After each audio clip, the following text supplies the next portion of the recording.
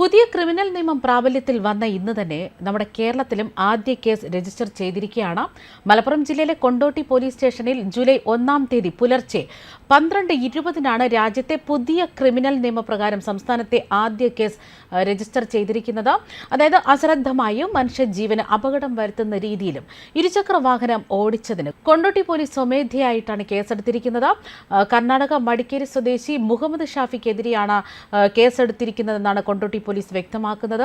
ഇരുചക്ര വാഹനത്തിൽ ഹെൽമറ്റ് ഇല്ലാതെ 3 പേരുമായി യാത്ര ചെയ്തതിനാണ് ആളെ പിടികൂടിയതെന്നാണ് വിവരങ്ങൾ.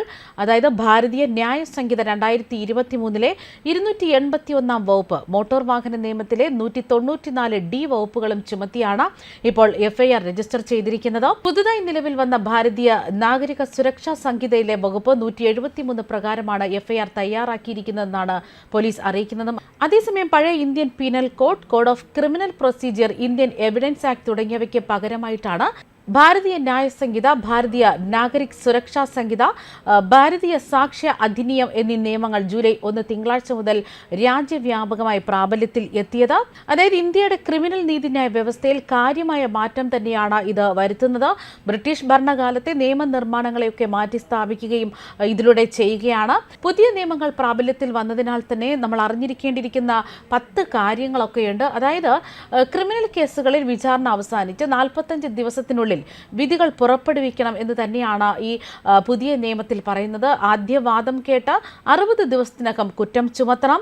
സാക്ഷികളുടെ സുരക്ഷയും സഹകരണവും ഉറപ്പാക്കുന്നതിനായി എല്ലാ സംസ്ഥാന സർക്കാരുകളും സാക്ഷി സംരക്ഷണ പദ്ധതികൾ നടപ്പാക്കണം. ബലാത്സംഗ കേസുകളിൽ ഇരകളുടെ മൊഴികൾ അവരുടെ രക്ഷിതാവിന്റെയോ ബന്ധുവിന്റെയോ സാന്നിധ്യത്തിൽ ഒരു വനിതാ പോലീസ് ഉദ്യോഗസ്ഥ വേണം രേഖപ്പെടുത്താൻ. 7 ദിവസത്തിനകം മെഡിക്കൽ റിപ്പോർട്ട് നൽകേണ്ടതുണ്ട്. നിയമത്തിൽ സ്ത്രീകൾക്കും കുട്ടികൾക്കും എതിരായ കുറ്റകൃത്യങ്ങളെ പുതിയൊരു അധ്യായത്തിൽ അഭിസംബോധന ചെയ്തിരിക്കുന്നു. ഒരു കുട്ടിയെ വാങ്ങുകയോ വിൽക്കുകയോ ചെയ്യുന്നത് ഹീനമായ കുറ്റകൃത്യമായി തന്നെ കണക്കാക്കുന്നു. ഈ കുറ്റത്തിന് കഠിനമായ ശിക്ഷ ഉറപ്പുവരുത്തുന്നു. പ്രായപൂർത്തിയാകാത്ത പെൺകുട്ടിയെ കൂട്ടബലാത്സംഗം ചെയ്താൽ വധശിക്ഷയോ ജീവപര്യന്തം തടവോ ലഭിക്കാം. വിവാഹ വാഗ്ദാനം നൽകി തെറ്റിദ്ധരിപ്പിച്ചതിന് പിന്നാലെ സ്ത്രീകളെ ഉപേക്ഷിക്കുന്ന കേസുകളിൽ പുതിയ നിയമത്തിൽ ശിക്ഷയുണ്ട്. സ്ത്രീകൾക്കെതിരായ കുറ്റകൃത്യങ്ങളിൽ ഇരകൾക്ക് 90 ദിവസത്തിനുള്ളിൽ കേസുകളിലെ പുതിയ വിവരങ്ങൾ ലഭിക്കാൻ അർഹതയുണ്ട്.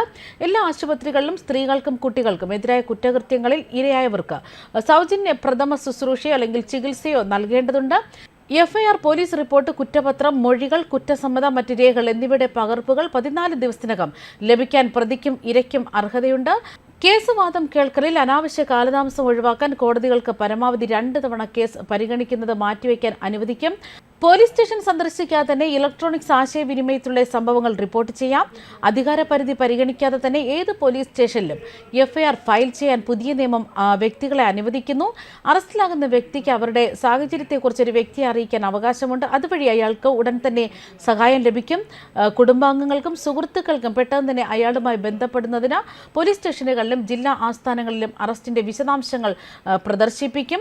ഗുരുതരമായ കുറ്റകൃത്യങ്ങൾ നടക്കുന്ന സ്ഥലങ്ങൾ ഫോറൻസിക് വിദഗ്ധർ നിർബന്ധമായും സന്ദർശിക്കുകയും തെളിവുകൾ ശേഖരിക്കുകയും ചെയ്യണം. ലിംഗം എന്നതിന്റെ നിർവചനത്തിൽ ട്രാൻസ്ജെൻഡറുകളെ ഉൾപ്പെടുത്തിയിട്ടുണ്ട്.